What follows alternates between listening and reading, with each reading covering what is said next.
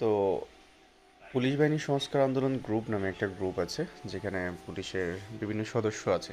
Specially হচ্ছে যে যারা সিপাহী কনস্টেবল, হ্যাঁ, এসআইও আছে কিছু।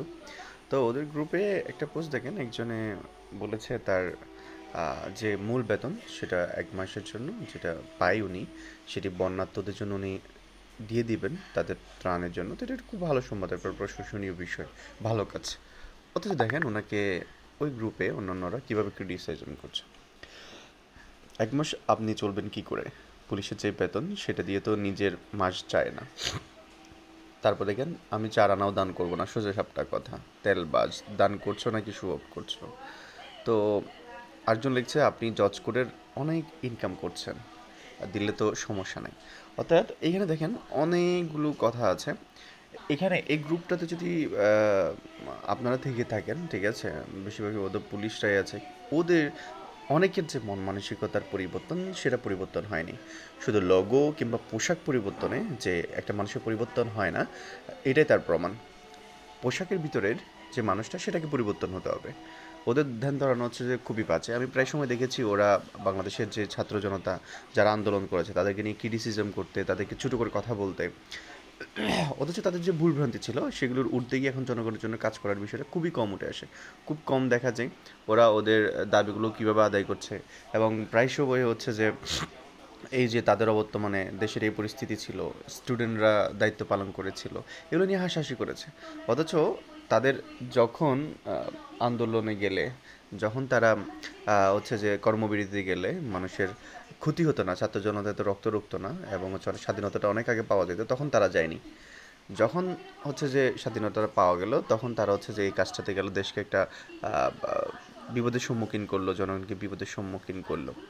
সেখান থেকে হচ্ছে যে তাদের দাবি দাওয়া মেনে মানুষ সব কিছু মেনে নিল এবং তাদের সাথে একাত্মতা প্রকাশ করলো যে ঠিক আছে, আপনাদেরকে সুযোগ দেওয়া হবে, আপনারা হচ্ছে দেশের কাজে এগিয়ে আসেন, আমরা সবাই মিলে দেশকে করবো। কিন্তু তখন দেখবেন যে হচ্ছে যে অনেকগুলো বিষয় এখানে হচ্ছে যে উঠে আসছে এবং তাদের যে একটা বিরূপ প্রতিক্রিয়া, এবং তারা যে হচ্ছে যে মানুষের বিপক্ষে গিয়ে যে কথা বলছে এবং মানুষের জন্য যে একটা তাদের ভিতরে ক্ষোভ, সেটা এখানে বোঝা যাচ্ছে। অথচ সংস্কারটা কিন্তু সবার জন্যই। তারা এই যে বাক স্বাধীনতা পেয়েছে, আন্দোলনটা করতে পারছে, এটা কিন্তু এই স্বাধীনতার ফসল। অথচ তারা সেটাকে ভিন্ন কাজে ব্যবহার করছে। সবাই না, তাদের মধ্যে কিছু বিষয়, মানে কিছু একটা গোষ্ঠী আছে যারা মনে করছে যে তাদের ছাড়াই দেশ অচল, এবং তাদেরকে বসলে তারা অন্যায় করলেও লাগবে।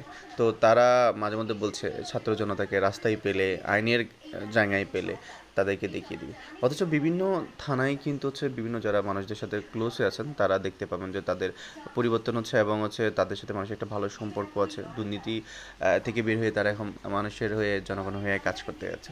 কিন্তু এই যেখানে উগ্র মানুষগুলো আছে, উগ্র পুলিশগুলো আছে, হ্যাঁ, তারা কিন্তু বিভিন্ন সময় বিভিন্ন উস্কানি দিয়ে যাচ্ছে। তা আমি ওনাদেরকেও রিকোয়েস্ট করব, আপনারা এই মন মানসিকতা পরিবর্তন করুন।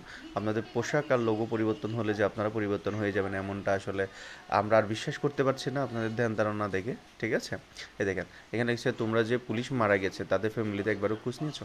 আমি বলি ঠিক আছে, আপনাদের হচ্ছে যে যে ব্রুটাল একটা আপনারা অ্যাক্টিভিটিস দিয়েছেন, যে স্বৈরশাসকের পক্ষে গিয়ে আপনারা কাজগুলো করেছেন, পিলারের পিছনে লুকে থাকা ছেলেদেরকে গুলি করেছে, ছাদের কান নিচে থাকা গুলি করেছে, কি মানে নির্যাতন তারা করেছে।